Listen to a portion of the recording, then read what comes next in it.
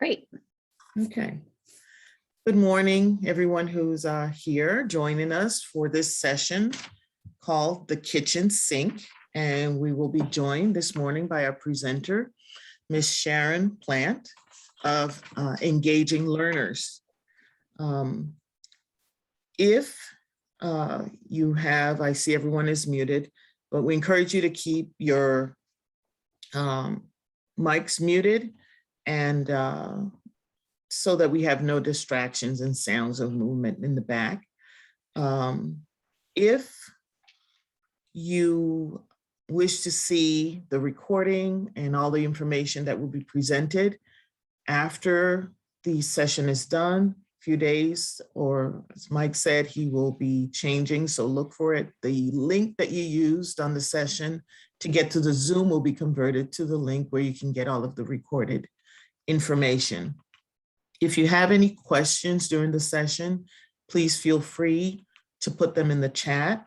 There'll be time towards the end for questions and answers. So at that time, you may also unmute yourself to ask questions if you wish during that time. As I said, the recording will be available. If you plan to obtain a certificate of attendance for this session, you must complete the survey at the end of the Excel spreadsheet where you joined the link for the Zoom. So that must be completed if you need a certificate of attendance, okay? I am going to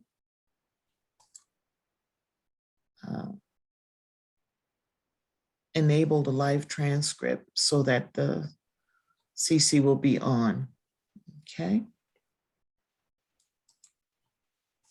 I don't see it happening, but.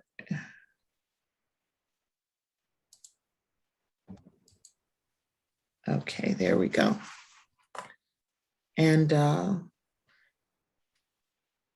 Ms. Plante, if you need to, you know how to share the screen if you have documents to put on there. I'm supposed to make sure, okay?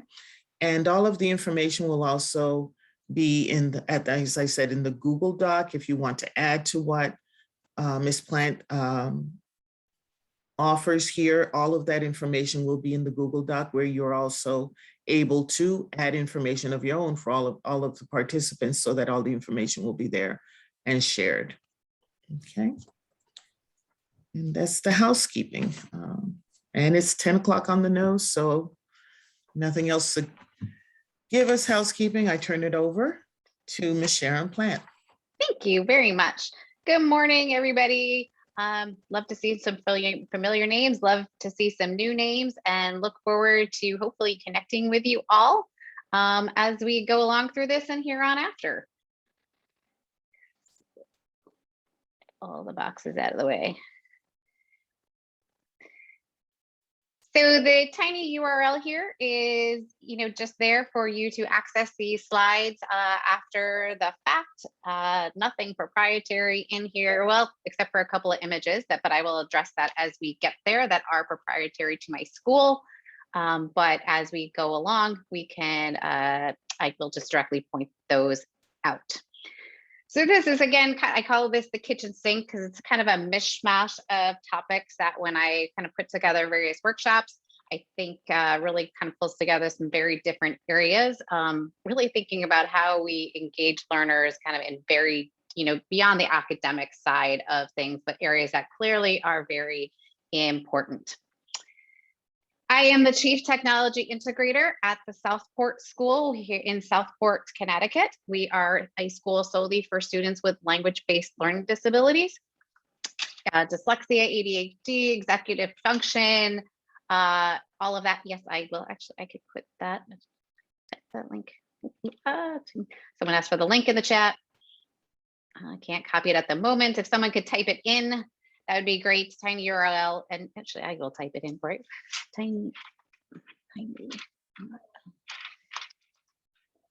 So again, the Southport School, we, again, just for students with language-based learning disabilities, we are a transitional program. So our students are with us for a time period while we work on skills. We are a skill-based program, and then they go on to either their regular school environment or other supportive school environments. We have our training branch, which is the Southport CoLab, where we partner with Literacy How, Haskins Laboratory, the Dyslexia Foundation, many other organizations to share resources.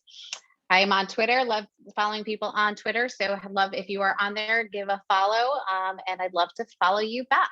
And if anything comes up after today, definitely feel free to email me, reach out. However, I love connecting with people on this topic because I don't know everything.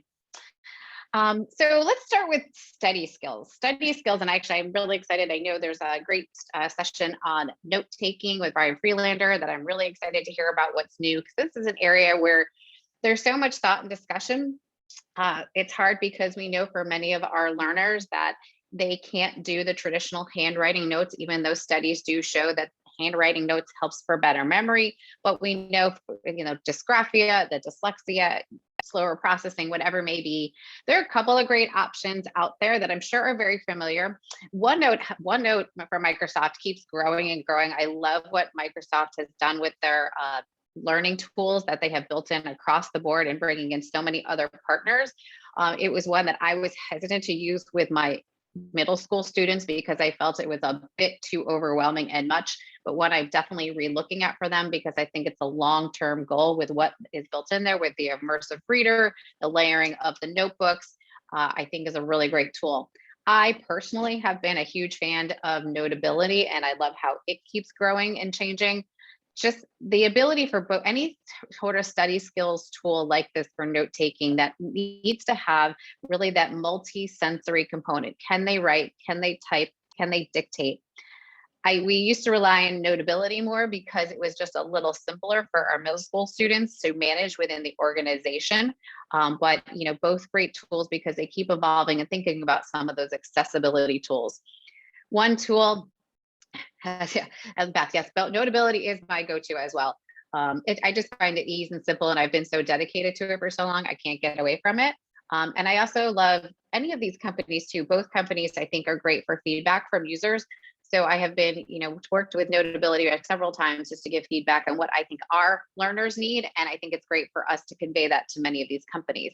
There's another app out there I had kind of played with for a little while called Wink, which was that idea when sketchnoting became big, which is I was starting within Notability, but was just another form of visual note taking for the iPad iOS version.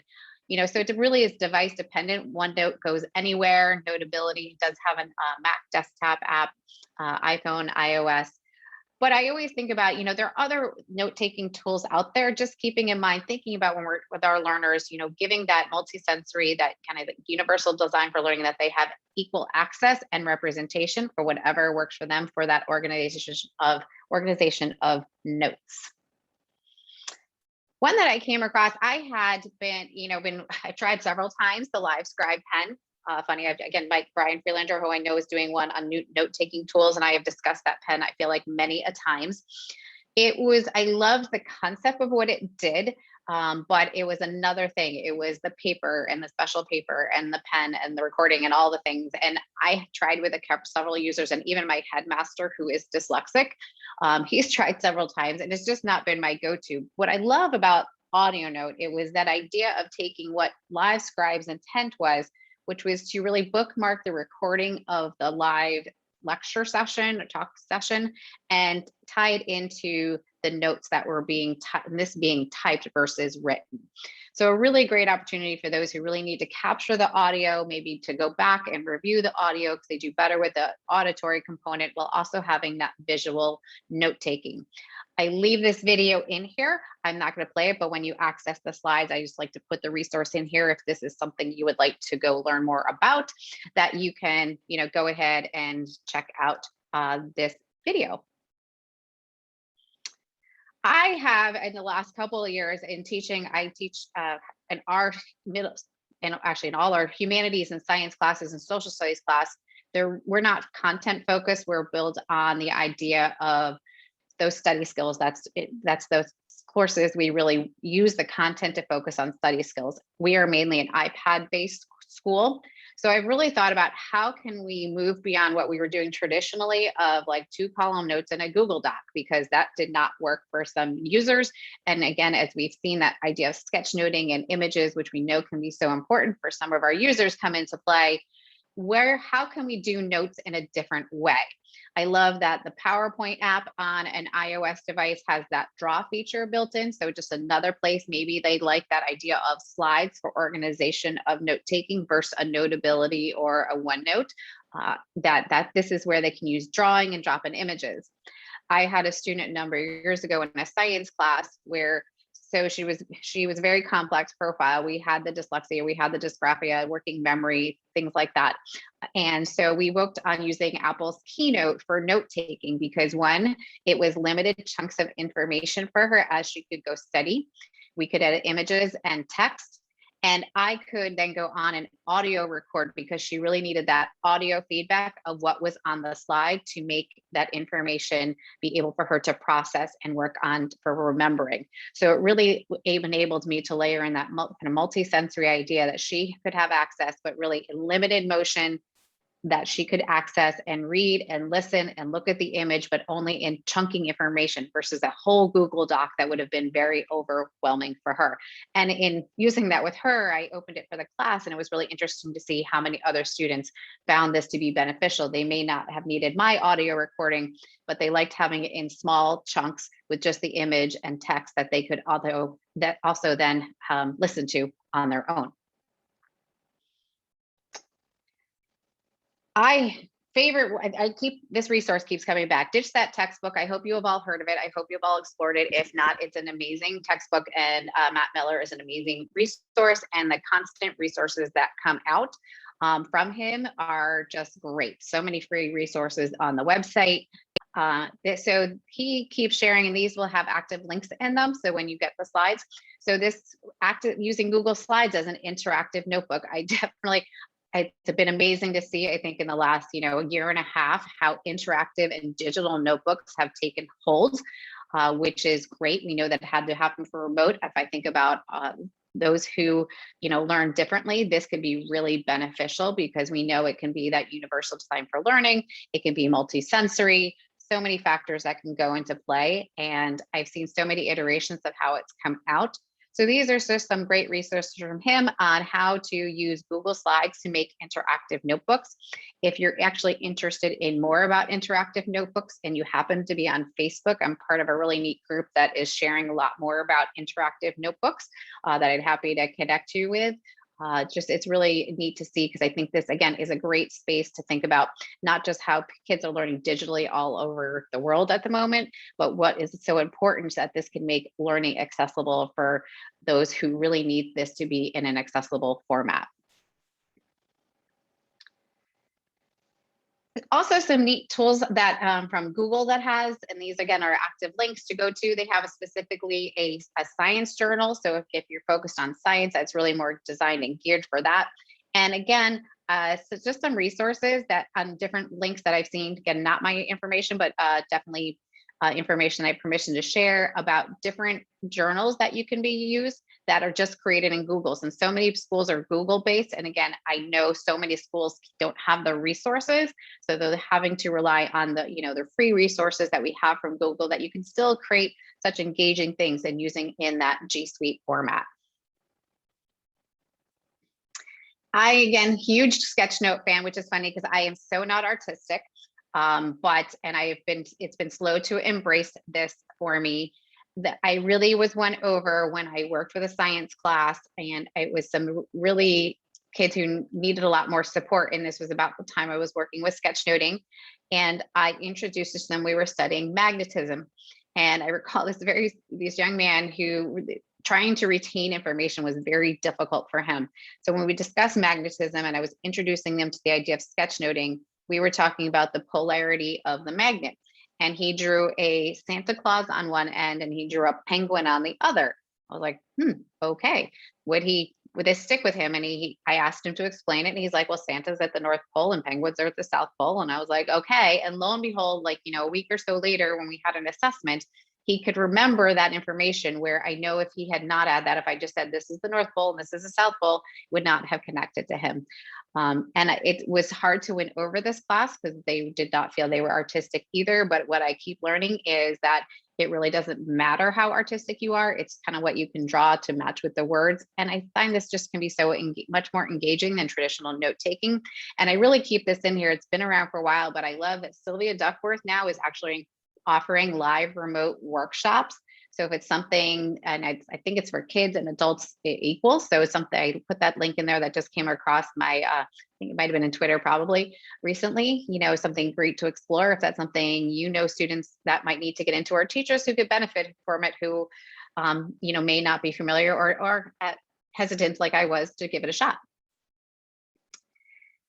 Always to think about, we know so many of our kids use Read and Write for Google, such an amazing tool for so many things. And I find when I work with kids who are outside of here, out of our school with this, they don't really focus on much unless someone's really direct instructed them on, what else is in Read and Write from Google except for, the speech to text and text to speech and the dictionary, but really focusing that there are these tools built in to Read and Write that really can help with note taking. All the features listed here, again, you'll have access to this, that will help kids do note taking in a different way. I love the highlighting and pulling into a Google Doc that they can do. Just so much built in that I think they need to realize is there that will help them in that note taking process. A big thing too, as being a iPad school, is that idea of the Safari reader mode for taking away distractions. So many of my students, they will get on a website and they're reading through and there's all the distracting things. And I had a student a number of years ago, she would get on there and then all of a sudden she would end up on clicking the shopping thing. And then she was down a rabbit hole. Teaching some of the kids how to do this, that they know they can put it in a simpler mode. It also is so great for using the built-in reader on the iPad. When you put it in reader mode, it takes away all the extra things. So it's only reading the text versus all the other things that are on the screen. And I'm, always amazed that this is something that is not as readily known to do. I just actually showed it to a class this week, and they were really excited to see that because it was also just simpler visually for the kids to process the information versus all the other things that might appear on a website. One that came across a conference actually I was doing earlier this year that someone shared with me as kind of a fun kind of study skills tool was Word Hippo. And it's been a lot of fun to play with. So it's like trying to think of going beyond the thesaurus. This can be used with so many, I think, cross-curricularly, you may be looking for, antonyms and synonyms, rhyming, which I love for what is our tutorial class where we really work on decoding instruction. Sentences, maybe even sentences that I would need as an educator that I need to put out for a spelling activity or dictation activity, something might be. Or if you're playing some of the games, I don't tell my husband this, even though we play Word with Friends, that I have this to help me. But there's a lot in here that I think could help some of our kids across the board in different areas when I'm thinking about reading instruction, but also writing and study skills, however it may be. It was a really neat one to learn and check out.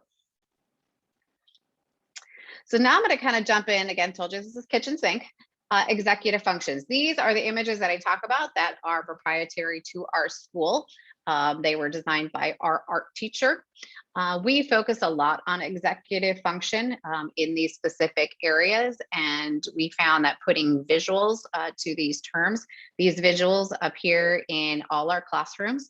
And are used quite regularly on discussions with the students year in and year out. And actually, if you want to know a little bit more about how we do that, you can actually go to our CoLab website. We did an hour-and-a-half presentation that is available on that website to purchase for viewing after the fact. But my director of education and I talking about offline and online activities.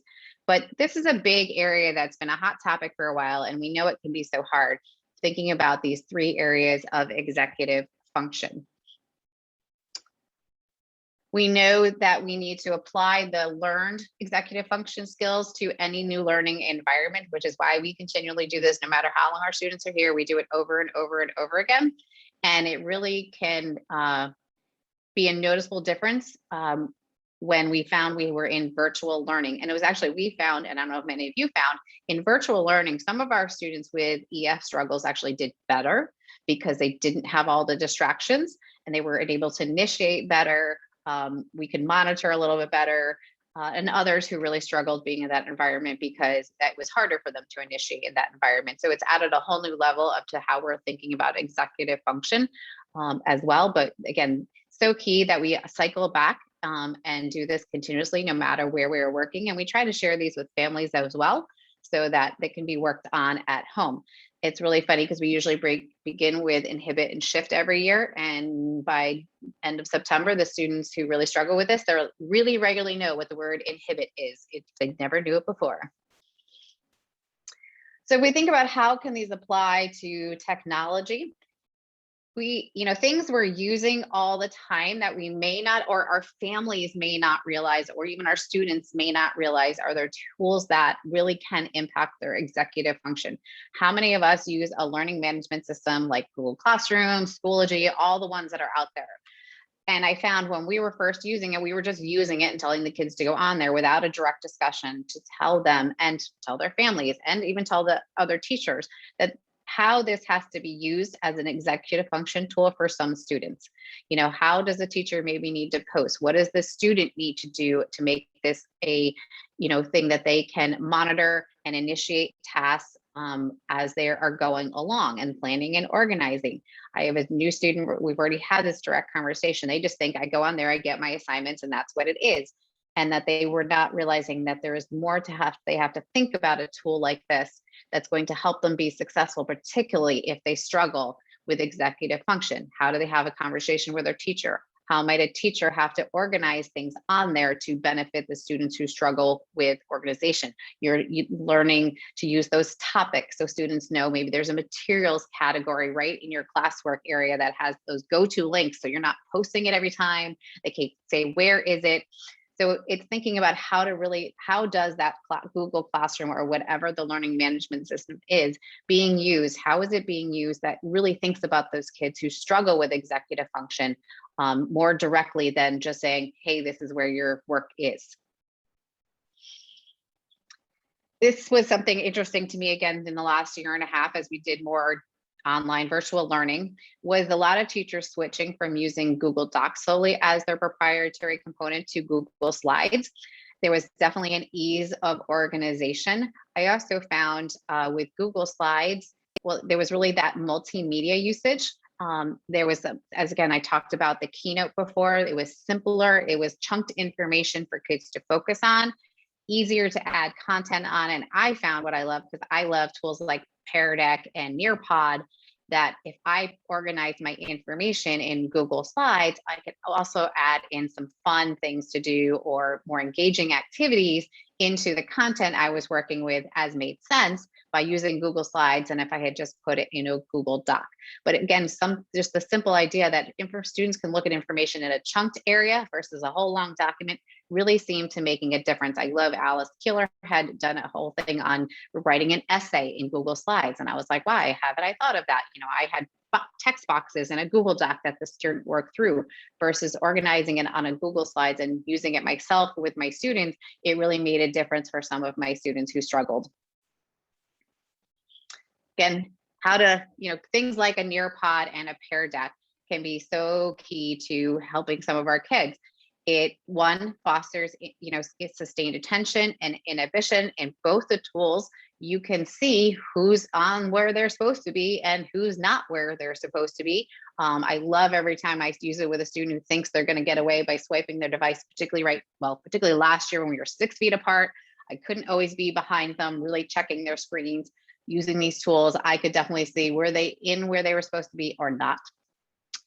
Because there's so much you can do with these cross-curricularly, you're not having to shift. We found when we first started in remote learning, in those 3 months we were out of school, that if we used too many different tools for interaction, engagement, there was too much shifting and the students were getting lost. Where if we can use something like one of these tools where I could build in some of the information, I could build in some of the reviews, the questioning, the games, then there was less shifting needed and increased focus. So there was just so much they can do within these tools. that I think they're definitely picking one or the other, which again, I think is a personal choice. I go back and forth. I love them both. They definitely both have pros and cons, but definitely worth exploring. Pear Deck, there you can use as a free version, but you don't get the dashboard. Nearpod has a free version as well, so it might be worth trying and exploring. And you can check out some of their resources as well. This is my all-time favorite tool for everything. ClassKick is it's actually my school's go-to for all things, and it actually saved us during COVID because we were already using it. This is a blank whiteboard style tool that you can do so much with. There are multiple means of input and output. There is audio that can be recorded by the student or the teacher. There is dictation that can be used. You can add videos, you can add links, you can make things manipulative, you can draw.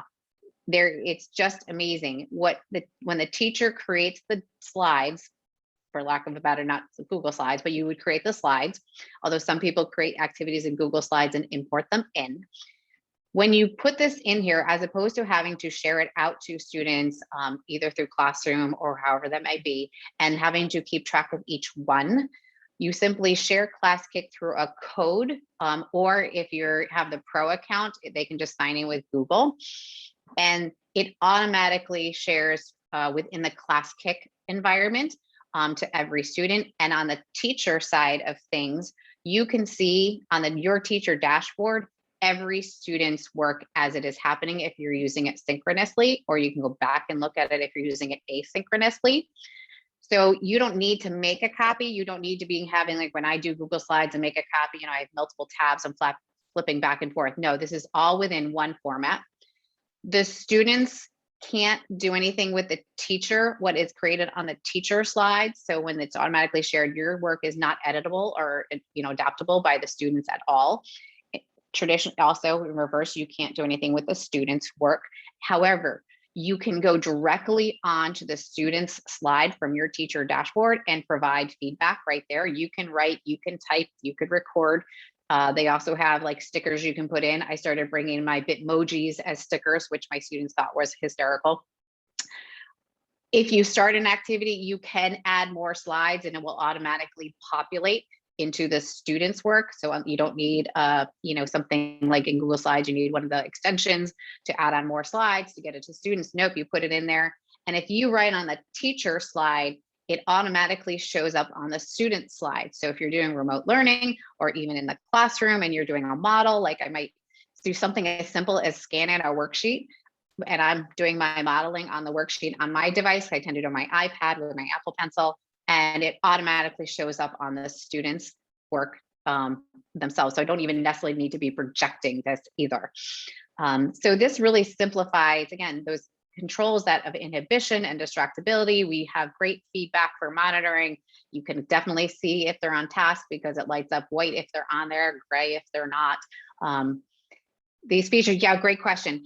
All the features are available and free. The free version only allows you to make up to 20 slides. So it's, again, you could make 20. Other than that, you would have to either go pro or delete something. But I definitely, if you're curious about it, I would try the free version. They have a small library of examples of different ways you can use it cross-curricularly and cross grade-wise that I think are also great examples. We have my less tech-savvy teachers, they use it very basic. Sometimes it is just taking a worksheet and scanning it in. It's been great for math because the students, again, being on a tablet, since we are that way, they can, solve math problems right on there with their, finger or their Apple Pencil. But if you're something as simply as scanning worksheets on there and starting there, we have teachers building really neat interactive activities once they got comfortable that have been really engaging for the students. Definitely one that, again, my entire staff continues to tell me this is the one, thank God, we pay for, because there's so much they can do with it across the board. And what's great for our kids is they're so used to it across the board because it is used so much and there's so much we can do with it to build engagement. Also thinking about, I think I was just actually literally having a conversation in my head yesterday about the SAMR model, which has been around for a while. And we were like thinking about, is this something that still sticks? Is it something we're not so sure? So this is the idea, or when we're using technology, and I think there's a place for all levels of this. Are you just, picking it to substitute? Are you augmenting what you've already done? Are you really redesigning the task a bit with modification, or totally creating something new?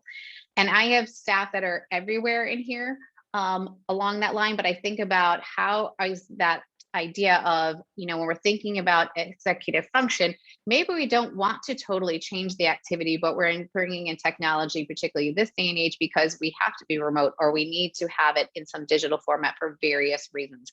And I think that's why it's a great thing. Sometimes I don't want to fully redefining it, technology. But two tools that I kind of think to bring into this point that have kind of are various levels of this are Actively Learn and Edpuzzle.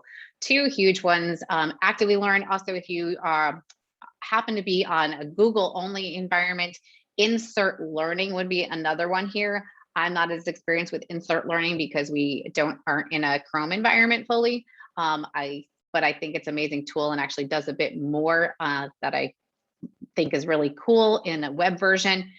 But Actively Learn is for us, for those kids with executive function challenges, was that idea at first, keeping track of a book and not losing it, but thinking about things like working memory and things like that, that you can, if you haven't seen it or heard of it, you can embed questions directly into a text. If you're using the free version, there is some free content there. But you can also rent novels, which is how we started with. We would rent a novel for a class for a couple of months.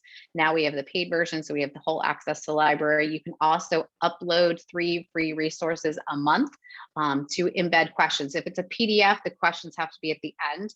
But where we have found it in literature for my kids who really struggle with, sustaining attention long enough to remember the information and process it to answer a question, where I might say read a chapter, answer 10 questions, by putting this information into Actively Learn, into the questions, they can be embedded in smaller chunks, which is, we have seen, has helped some of those kids who struggle with this be more successful in answering those kind of questions, showing what they know, because we are doing it in smaller increments. And that can be really key for these kids to really retain information, really demonstrate what they know while working around what their learning challenges may be.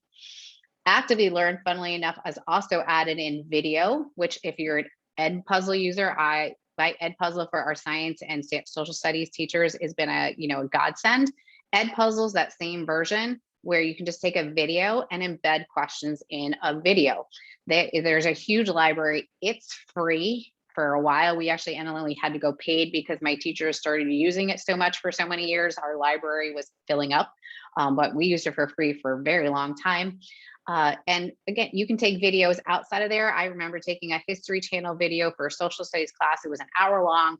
I chunked it to 15 minutes, embedded questions, embedded notes, so that the students could, again, take the bits of information, then show what they know. I love using video, but taking away print as an aspect.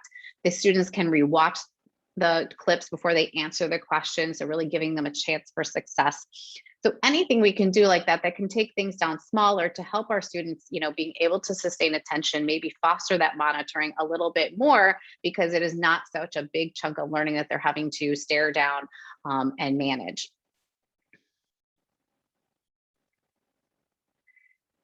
So if you're not familiar with the Mood Meter app, we know some of our kids, against self-regulation, it can be a challenge. Mood Meter is something created out of Yale, the Center for Social and Emotional. They have a paper-based version as well, but they do have an app for it. Have the paper-based version. This is the paper-based version. You can find it anywhere on the internet. And it's helped us with some of our kids who really struggle with self-regulation.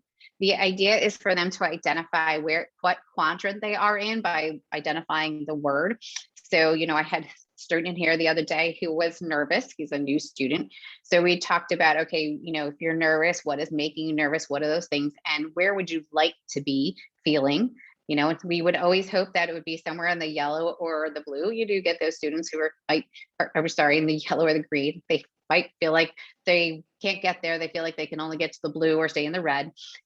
But it's really fostering a conversation of really identifying where they are and giving other words that they can say, this is where I'd like to be. And then we talk about steps to get there. With the Mood Meter app, which is an iOS app, this actually builds in questions to automatically do that.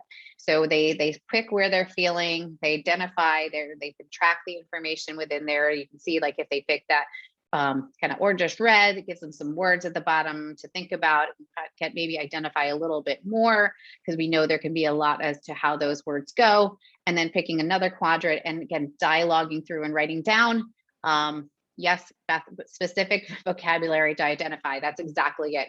Because I think of a student who, might say that I'm feeling, they're very frustrated. And maybe they're frustrated because they're more, to Beth's exact point about vocabulary, maybe they're just nervous because they had a test, and it can help students identify a bit more about those terms, putting better language to it, having a better conversation, and really making them more aware, particularly when those kids who struggle with language and then shut down so quickly because they're just feeling how they're feeling and they can't make you understand. And we're saying all the wrong things because we don't understand. This can kind of be a great guide to help work through that for the student. And a couple of kids that we use it with consistently, it becomes, pretty natural part of the conversation.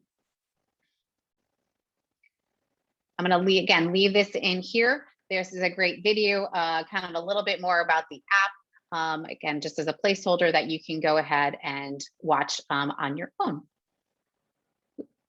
So assignment tracking. Oh, this is such a big one for our kids. We had last year we have been using paper assignment pads forever. Last year, clearly with COVID, it was try not to use paper assignment pads. So we went to trying My Homework app. Love My Homework app. It's a free version. Their schools can also pay for it. Kids can sign in with Google. It was pretty simple.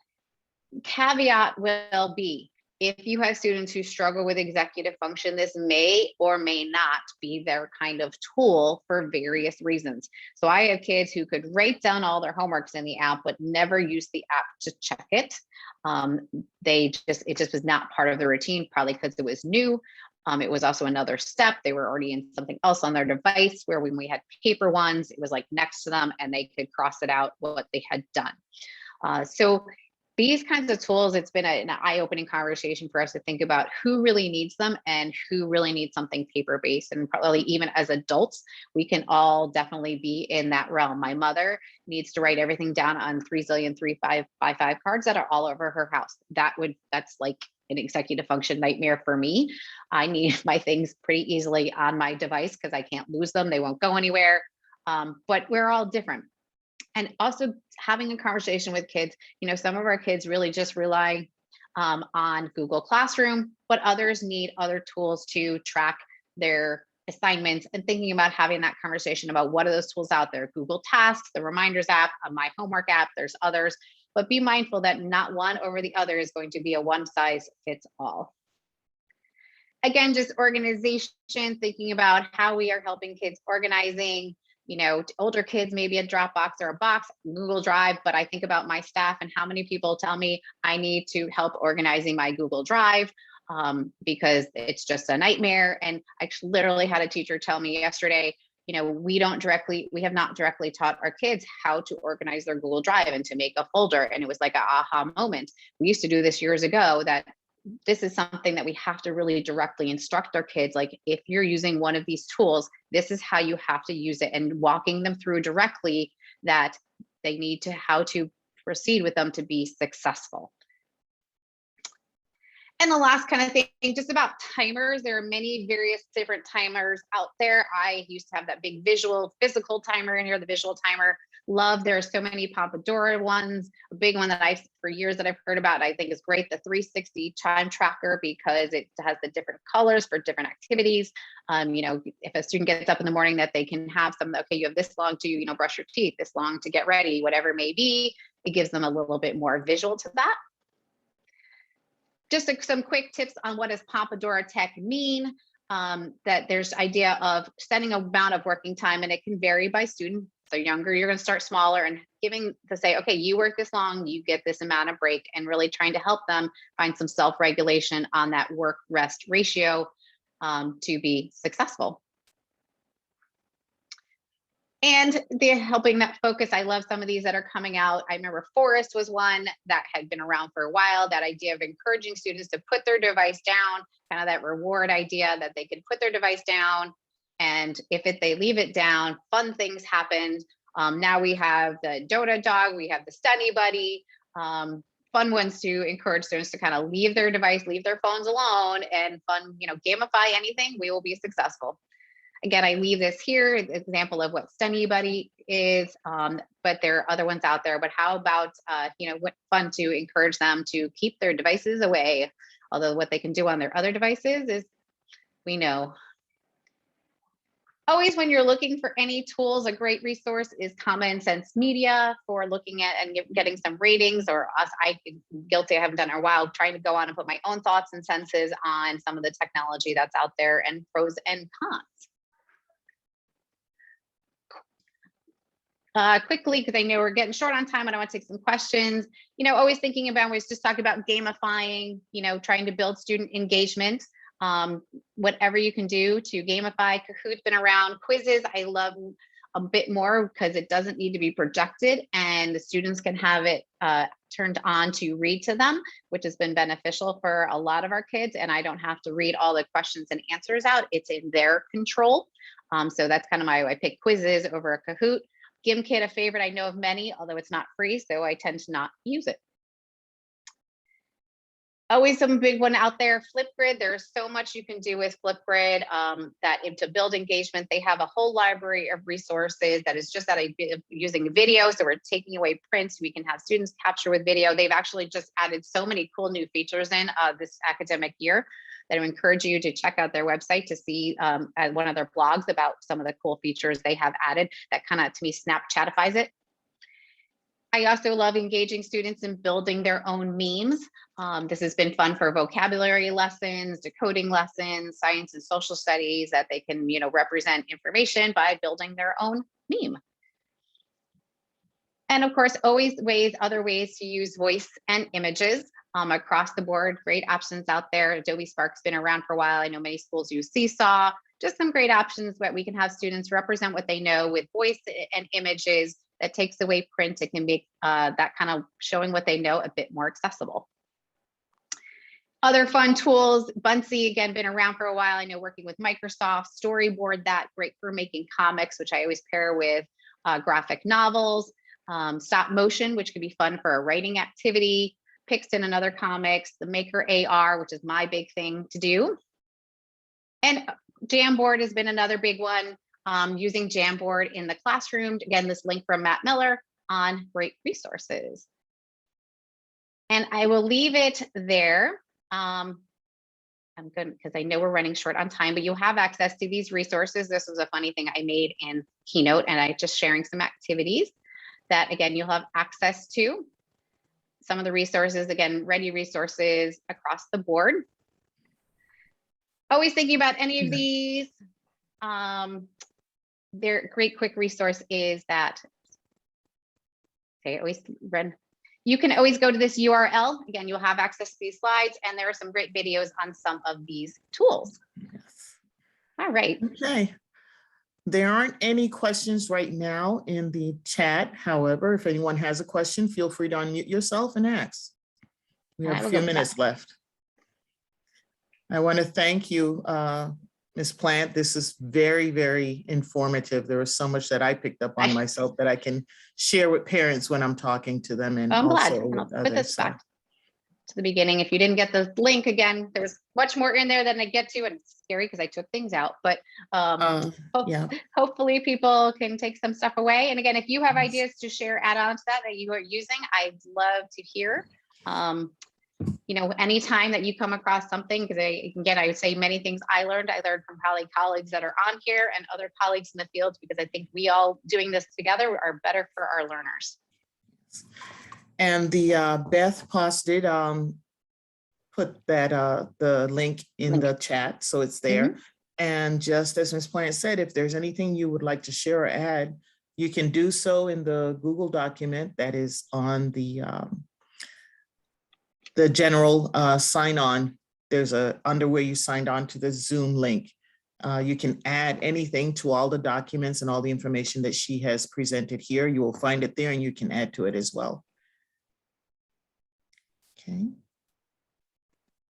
No questions. You provided a lot of information in this short time. And I know it's hard.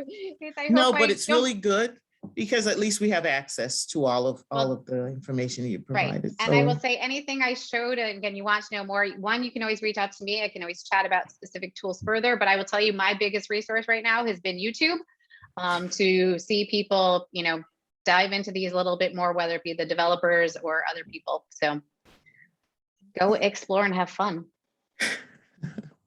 Yes, great information. You get a lot of great information in the chat. And just as a reminder to everyone, again, if you want to get a certificate of attendance, you must complete the survey that you'll find at the link where you logged on to the, clicked onto the Zoom. You must go to the end of that and you will find the survey. And in completing that, you will have your certificate of attendance. Okay. No new questions, just a lot of thank yous. And I truly echo that. I got so much information. Oh, great. That's my goal. Or yeah. Hopefully not hurt your brains. No, not at all. Okay. So that's it. I don't see any more questions. So I want to thank you again and everyone for attending this session. And I hope you enjoy the rest of the ATAC Summit. Thank you again. Have a good one. Bye-bye, everyone.